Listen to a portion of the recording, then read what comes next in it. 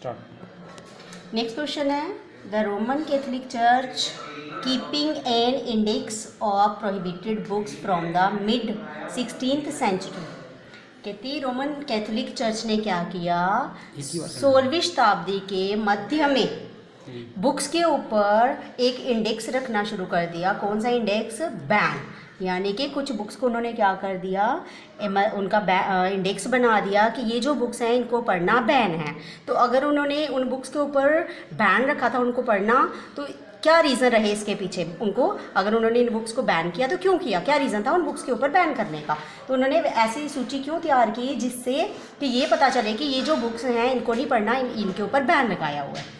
तो कहते हैं the Roman Catholic church had to face many dissents from the mid 16th century onward.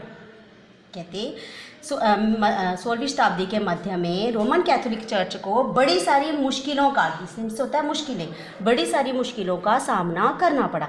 People like Menocchio a miller of Italy. कहते जैसे कुछ लोगों ने, जैसे मनेकियो एक मिल मालिक था इटली का, उसने क्या किया, रीड अ फ्यू बुक्स, उसने कुछ बुक्स पढ़ी, and had written many books, यानी कि कुछ बुक्स पढ़ के उसने क्या किया, खुद बुक्स लिखी। उसने जो बुक्स लिखी, books that interpreted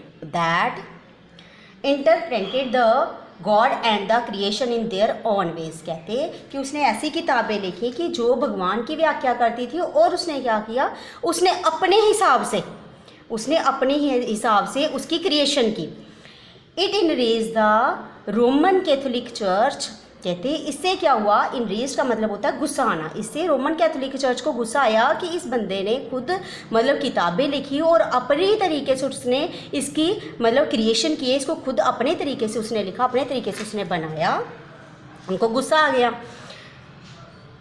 मनेकियो was hauled up twice and ultimately executed. कहते हैं मनेकियो को उन्होंने क्या किया, 2 बार तो उन्होंने उसकी मतलब उसको घसीटा, या यूं कहें कि उसको मारा, लेकिन लास्ट में उसको क्या कर दिया, उन्होंने फांसी पर चढ़ा दिया, उसको मार दिया। Therefore the church ban such books. कहते ऐसी बुक्स के ऊपर, ऐसी बुक्स कौन सी थी, जो मनेकियो ने लिखी थी। क्यों? क्योंकि वो कैथोलिक चर्च के खिलाफ थी। तो जो मनेकियो ने बुक्स लिखी थी उन बुक्स के ऊपर उन्होंने क्या कर दिया, उन्होंने बैन कर दिया। And keep the record of such ban books. और ये जो बुक्स थी, ये जो बैन बुक्स थी, इन बुक्स का उन्होंने एक रिकॉर्ड रखा। It was called the index of prohibited books. और कहते हैं इसका जो उन्होंने रिकॉर्ड रखा, उसको नाम दिया गया इंडेक्स ऑफ प्रोहिबिटेड बुक्स, यानी कि एक विषय सूची इन बैन बुक्स की। नेक्स्ट क्वेश्चन है, Gandhi ji said the fight for swaraj. Swaraj होता है, सब मीन्स अपना, राज मीन्स अपना राज। तो कहते हैं अपना राज, Gandhi ji said the fight for a swaraj is a fight for liberty of speech, liberty of the press and the freedom of association.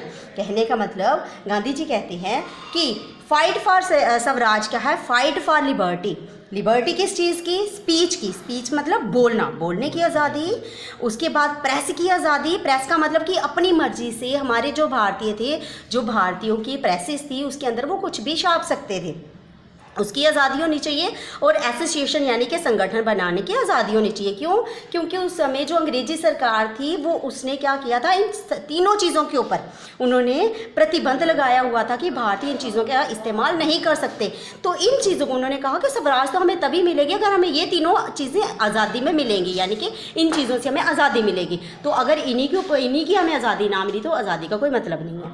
तो महात्मा गांधी जी ने क्या कहा, कहते Mahatma Gandhi said these word because the government try to curb these 3 freedoms. कहते हैं महात्मा गांधी जी ने ऐसा क्यों कहा, उन्होंने ऐसा इसलिए कहा because the government try to curb these 3 freedom, क्योंकि गवर्नमेंट ने इन तीनों, ये जो तीनों आज़ादियाँ ऊपर बताई हैं, इन तीनों आज़ादियों के ऊपर उन्होंने क्या कर रखा था, कर्ब होता है कंट्रोल करना। उन्होंने इन तीनों चीज़ों के ऊपर अपना कंट्रोल किया हुआ था। तो कहने का मतलब कि इन चीज़ों को लेकर भारतीयों को किसी भी तरीके की आज़ादी नहीं थी, और गांधी जी चाहते थे कि इन तीनों चीज़ों की उनको आज़ादी मिले। Next, the British government tried to control all criticism of British misrule. कहते हैं ब्रिटिश गवर्नमेंट क्या करती थी, ब्रिटिश गवर्नमेंट ने क्या किया कि जो भी वो बुरे काम करती थी, जो भी उनके बुरे काम थे, उसके ऊपर किसका कंट्रोल था, ब्रिटिश सरकार का कंट्रोल था।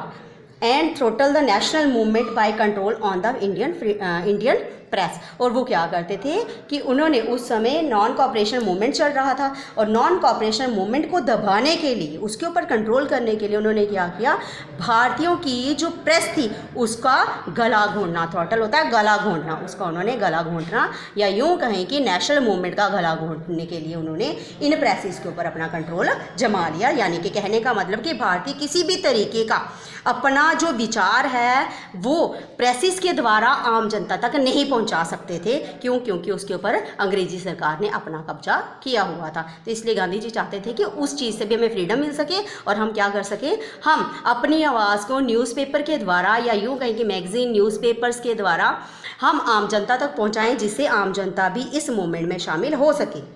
Next, according to the Gandhi ji, without the liberty of speech, the liberty of press and the freedom of association, no nation can even survive.